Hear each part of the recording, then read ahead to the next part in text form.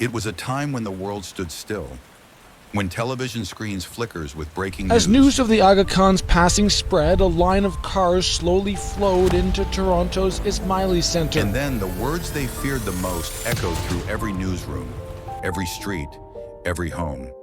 Shah Karim al-Hussaini, the Aga Khan IV, Aga Khan has passed away. I lost a very good friend, a friend of my father's and a friend of mine.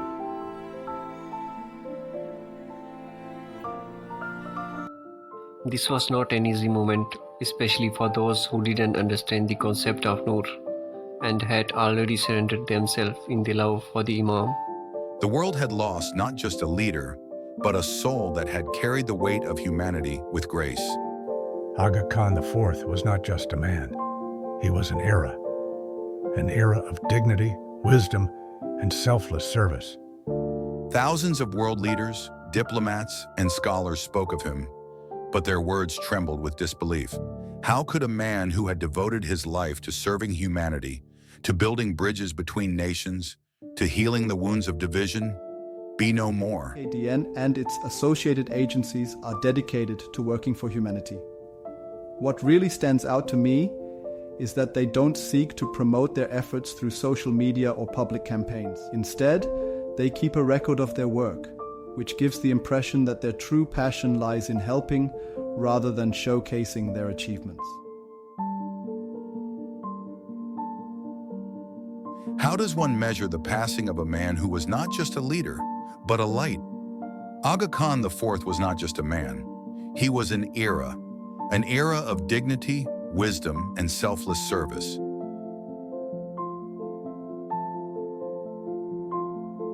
He did not rule kingdoms, yet his influence shaped nations. He did not seek power, yet the powerful sought his counsel. He did not build monuments for himself, yet his legacy stands in the hearts of millions. What remains now was silence. In times of loss, hearts seek refuge in unity.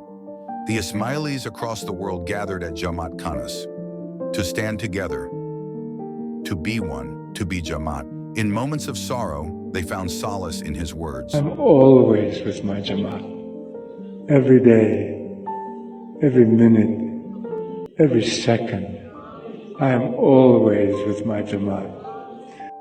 I am always with you, he once said, and so he remains. Not in form, but in the hearts of those who carry his vision forward.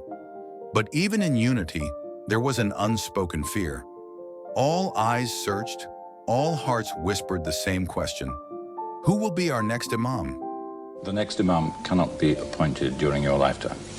He is appointed during my lifetime in the sense that I'm the person who knows who the next Imam would be. But only he only me. But he becomes Imam when I die. Would it be Prince Rahim?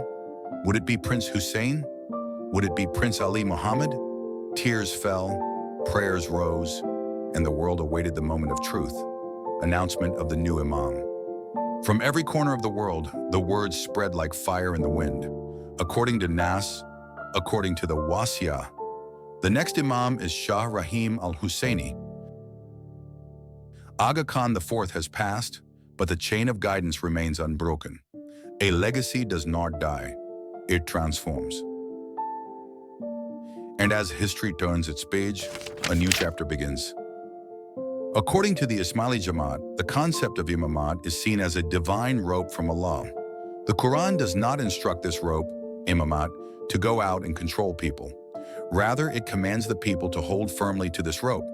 That is why no Imam has ever forced people to accept his Imamat. Prince Rahim Aga Khan shares the same belief as his father, that the secrets of life lie within humanity.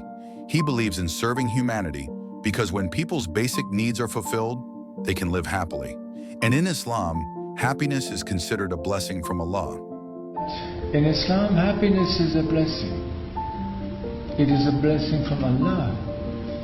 And therefore, if you have smiles and you have happy children and you have friends and you enjoy the qualities of life, this is also a reason to be thankful for the blessing from Allah.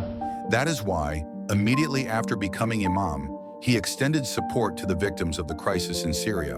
In fact, he continues to quietly provide help to affected people in various countries, even in places that receive no media coverage. Along with Syria, he is also investing in regions facing poverty, aiming to raise awareness and bring long-term change.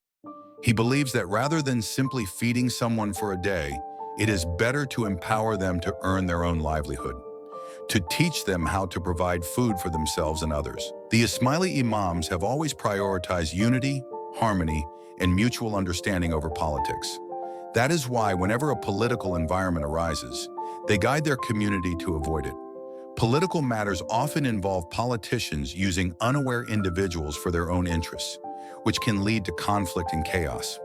The truth is, there is no problem in the world that cannot be solved through dialogue, provided that both sides are willing to avoid harm. The Ismaili Imamat traces its roots back to Imam Ali.